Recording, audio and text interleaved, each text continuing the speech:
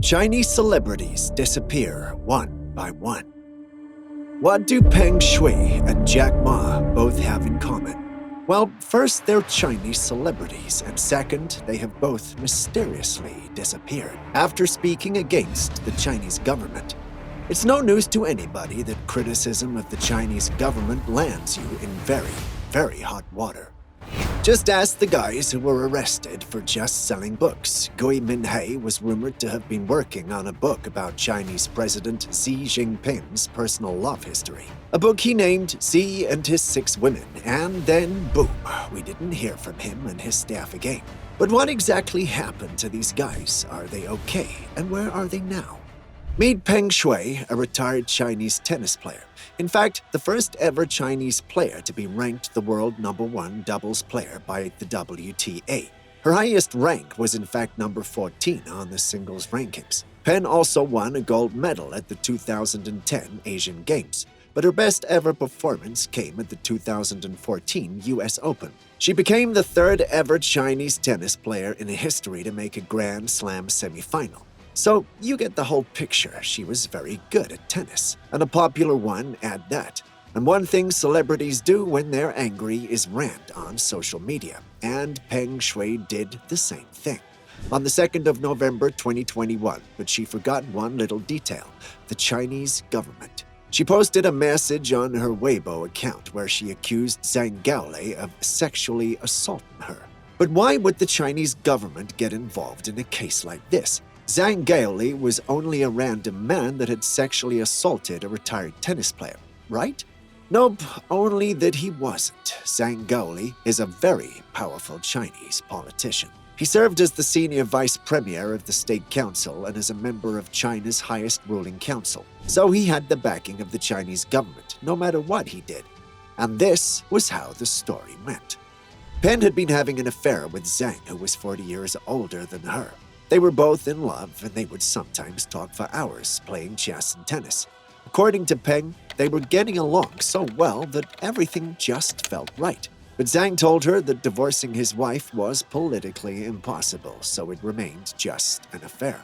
Everything changed when Zhang was appointed to a committee in the Chinese Communist Party.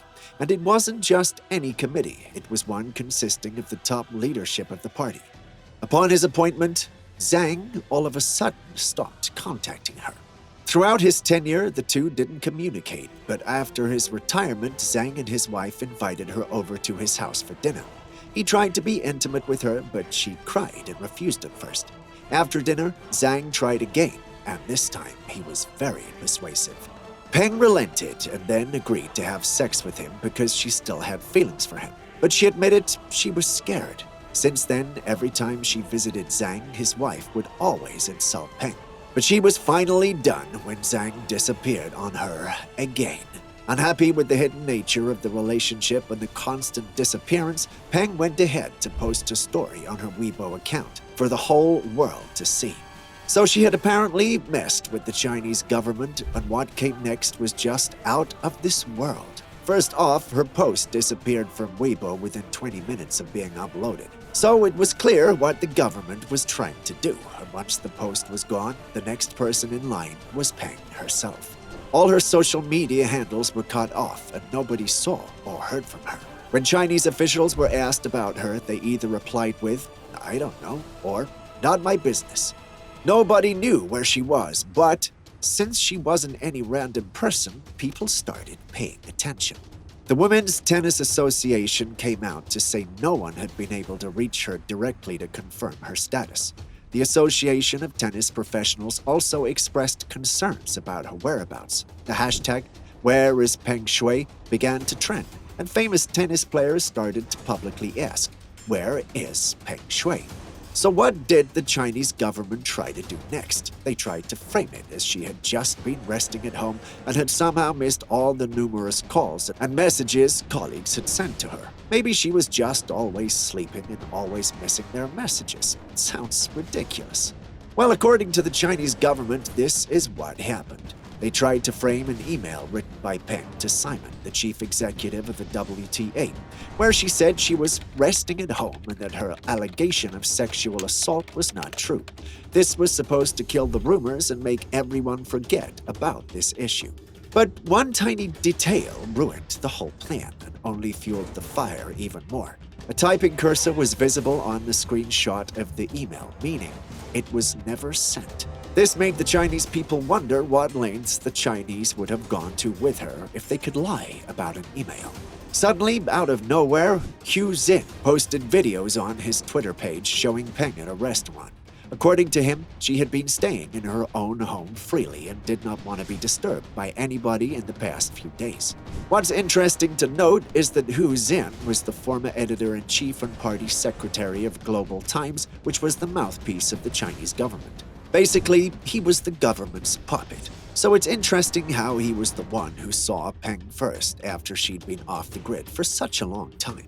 He later shared video showing her at the opening ceremony of the FILA Kids Junior Tennis Challenger Finals in Beijing, who tweeted, "Can any girl fake such a sunny smile under pressure? Those who suspect Peng Shui is under duress, how dark they must be inside. There must be many, many forced political performances in their countries." His newspaper also started to frame Peng's situation as an ideological struggle between China and the West. Amidst all of this, someone who truly suffered was Peng Shui. Nobody knew what she went through. All we know is that she made a post about a top politician sexually assaulting her. Next thing we know, she disappeared. Then she reappeared, saying she had been at home all this while and she was totally fine. Now, that's not suspicious at all, is it? Peng announced her retirement from competitive tennis and said there'd been a huge misunderstanding surrounding her accusation of Zhang, her disappearance from the Chinese internet, and her well-being, stating, "I never said anyone sexually assaulted me." Now is the direct opposite of her Weibo post, and most people think this is part of the propaganda efforts to downplay the issue. Meet Jack Ma, one of the richest men in China. He's the founder of Alibaba, the Amazon of China. He also owns the largest fintech company in the world, the Ant Group. He's an entrepreneur, an innovator, and a charismatic spokesman for success in the new China. He could do no wrong in the eyes of many. And then he disappeared. What? How? When? It turns out Jack Ma had pissed off the wrong people right before his disappearance. You see, his company, the Ant Group, was about to have its initial public offering, and Jack Ma had been anticipating this. He gave a speech at the annual People's Bank of China Financial Market Forum. Or should we say he gave the speech? In his speech, he criticized China's regulators and banks. He accused China's banks of operating with a pawn shop mentality, claiming that the authorities were trying to use the way to manage a railway station to manage an airport. When it came to regulating the new world of digital finance, sheesh, these statements angered the banking establishments and reportedly reached the attention of President Xi Jinping. That day, he apparently crossed the invisible red line for what can be said and done in Xi Jinping's China. And when this happens, it becomes less talk and more action. First off, the Ant Group had to cancel its initial public offering after an intervention by financial regulators, and Ma was summoned to Beijing for regulatory interviews. They said the reason for this intervention was financial stability, but I think we all know the real reason. That was only the first piece of the puzzle, because since then the curtain came down. No one heard from or saw Jack Ma in public again for over 3 months. This was a man that was everywhere prior to his company's IPO. All of a sudden, Ma resurfaced in the form of a short video address for a charity event, and then he was spotted playing golf on the Chinese tropical island of Hainan. Ma said nothing about his disappearance, and no one knows what really happened to him within those 3 months. But one thing's for sure, the best way to forcefully get off the grid is to speak against the Chinese government.